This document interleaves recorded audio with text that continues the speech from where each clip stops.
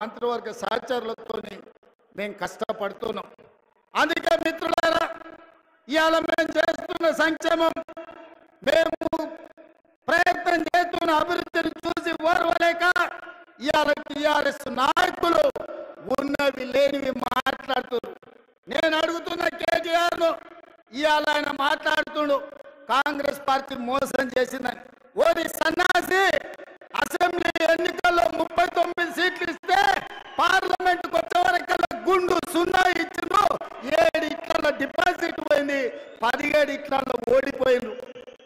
ఇంకా మీ బుద్ధి మారలేదా? ఇంకా ఈ అబద్ధాలు మానరా? తండ్రి కొడుకులు బామార్దులు నేను అడగదలుచుకున్నా. నిజంగానే మీ మాటలు నమ్మితే తెలంగాణ సమాజం మిమ్మల్ని మనుషులుగా చూస్తే మీకు ఒక్క సీట్ అయినా ఇచ్చేటోళ్ళు కదా. మీ పార్టీ పుట్టినప్పటి నుంచి ఇవాళ వరకు ఎప్పుడు లేనంత హీనంగా దీనంగా దివాలా తీసి ఇవాళ బీఆర్ఎస్ పార్టీ బతుకు బస్ స్టాండ్ అయింది. బంజారాయిల్స్ బస్ స్టాండ్ లో అడక్క తినే పరిస్థితి ఇవాళ బీఆర్ఎస్ పార్టీకి వచ్చింది. అయినా సిగ్గు లేకుండా ప్రజల్ని నిందించుకుంటూ ప్రజలే తప్పు చేసింది అన్నట్టుగా ఇవాళ ప్రజలనే ఇవాళ దోషులుగా నిలబెట్టే ప్రయత్నం ఇవాళ బీఆర్ఎస్ నాయకులు చేస్తూ. అందుకే మిత్రులారా, ఇవాళ సీతారామ ప్రాజెక్టు గురించి బట్టి విక్రమార్క గారు పూర్తి వివరాలు చెప్పారు. పోయినసారి ఇదే జిల్లాకు మనం పర్యటనకు వచ్చినప్పుడు సాగునీటి ప్రాజెక్టుల మీద సమీక్ష చేసి సాగునీటి ప్రాజెక్టుల నిర్మాణంలో అలసత్వాన్ని ప్రశ్నించి ఆనాడు విక్రమార్క గారు, తుమ్మల నాగేశ్వరరావు గారు, పొంగులేటి శ్రీనివాసరెడ్డి గారు ఇచ్చిన ప్రతిపాదన ఇవాళ 3 పంపులు శ్రీరామ సాగర్ పొంగింది. ఇవాళ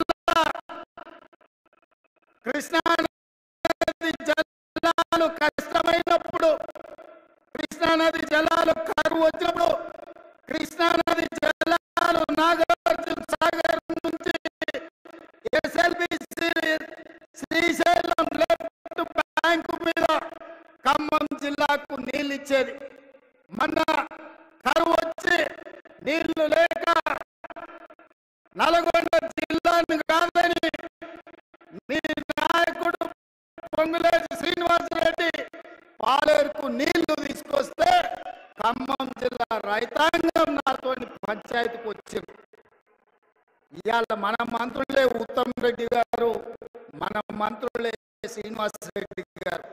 కానీ ఎవరికి వాళ్ళు వాళ్ళ జిల్లాలో వాళ్ళ రైతులకు నీళ్ళు ఇవ్వాలన్న పట్టుదల ఈరోజు మన మధ్యలోనే పోటీ పెరిగే పరిస్థితి వచ్చింది. అందుకే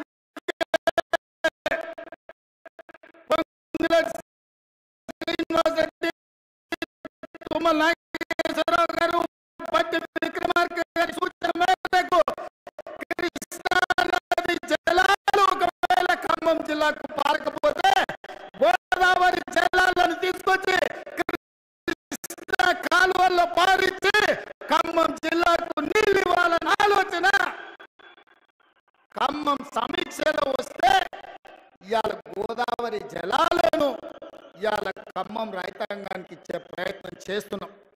ఇది సరిపోతుందంటే సరిపోదు. ఇవాళ 18,000 కోట్ల రూపాయలకు అంచనాలు పెంచేందుకు సీతారామ సాగర్, ఇవాళ సీతారామ సాగర్ కు 8,000 కోట్లు ఖర్చు అయింది. ఇంకా 8-10,000 కోట్ల రూపాయలు ఖర్చు పెడితే కానీ పూర్తి కాదు.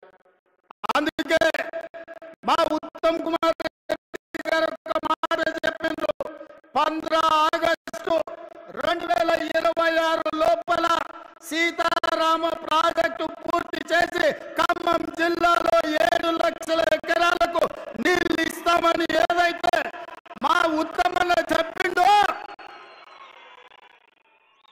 మళ్ళీ నేను మాట ఇస్తున్న మిత్రులారా, వైరా గడ్డ మీద నుంచి 2026 15 ఆగస్టు లోపల సీతారామ ప్రాజెక్టుకు ఎన్ని వేల కోట్ల